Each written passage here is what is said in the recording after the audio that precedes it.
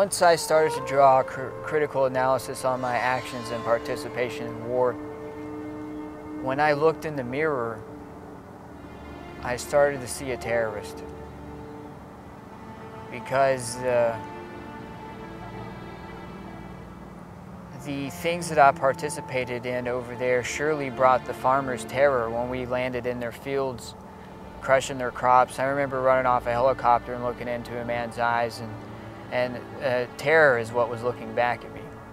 It was as if a devil had just stumbled into his life. And I grew up as a farmer, you know, and if I would have seen a helicopter land on my dad's chicken house and people run off with guns, I probably would have picked up a gun and fought back.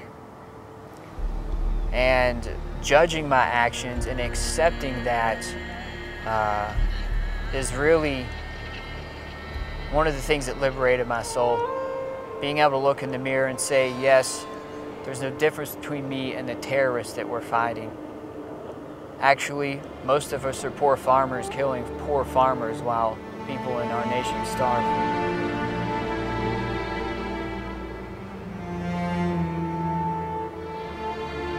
So,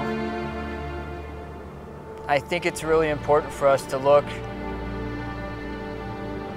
at what terror really is. By definition, I think it's the instance or cause of intense fear or anxiety.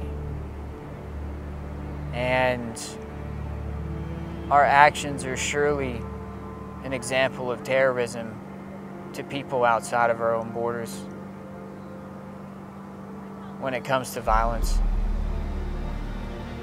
On September 11th, I think we in this nation had the opportunity to change the world. Instead of reacting, if we would have paused and asked why and extended our arms instead of pointing our fingers, we could have changed how this world works. But we reacted in a very adolescent way, and we caused more terror. And unfortunately now many more have died and have suffered because of the terror that we now cause. And it almost seems as if terror perpetuates terror. And at some point, we need to mature as a nation and stop this cycle.